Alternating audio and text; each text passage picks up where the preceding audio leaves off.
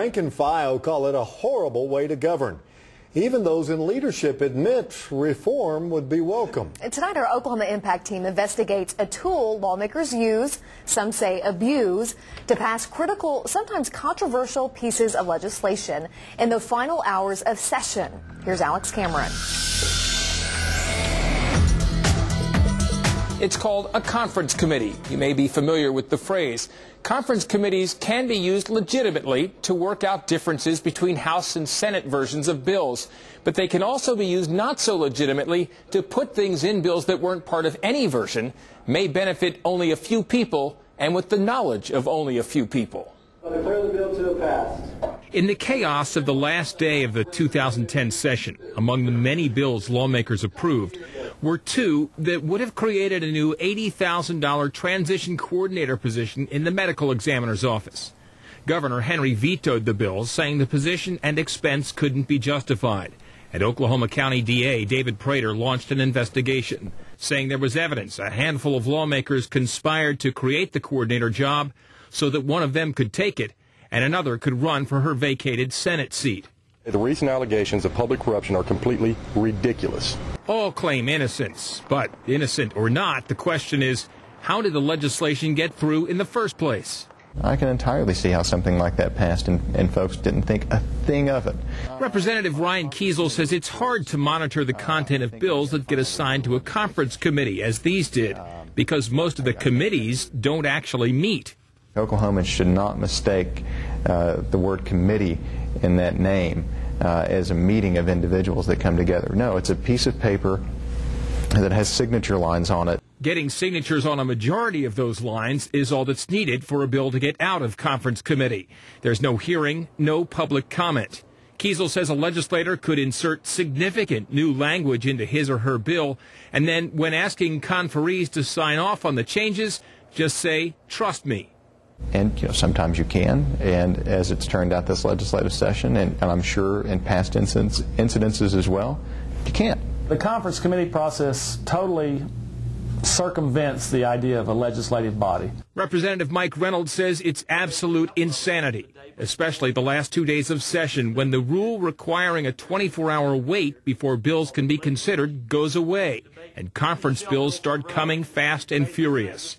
And you have 5 minutes to read a 100-page bill, as if anybody does, and that people just say, "Trust me," and we vote on them, and that's where the worst legislation occurs. In the final week of session this year, the House took up 183 bills, compared to 50, 22, and 35 the 3 weeks prior. They handled 86 bills the last 2 days alone. One of them, House Bill 2359, was first introduced in February as a simple two-pager to clear up language on the Teacher Retirement Fund. In conference, it was changed completely, re-emerging as an inch-thick $80 million sales tax measure that Reynolds says the full legislature should have been given time to read and debate. The first time it was ever published publicly was at 1:47, I think, 1:45 in the afternoon on the last day of session.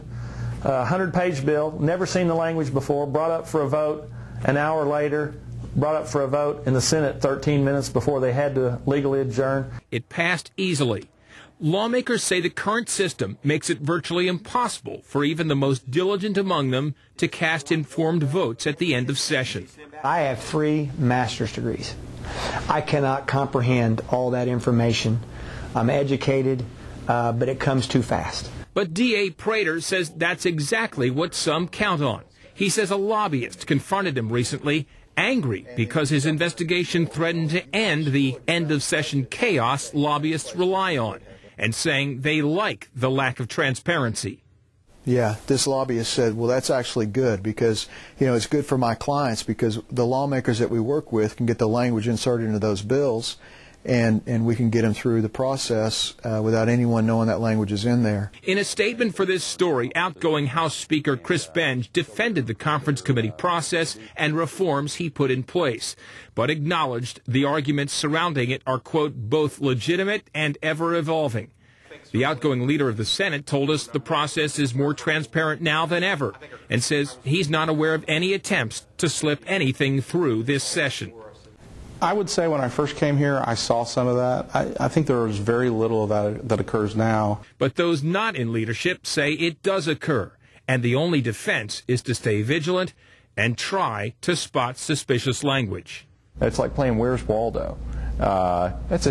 Which, you know, I suppose is fun for your kids in the backseat on a long car trip, but it's not a good way to run your state government. Prater tells us if nothing else comes of his investigation, he hopes it brings light to this practice of inserting new language into bills at the last minute for someone's personal profit, and he hopes to bring it to an end. For Oklahoma Impact, I'm Alex Cameron. And we'll tell you in a moment how you can let your representatives in the legislature know how you feel about this.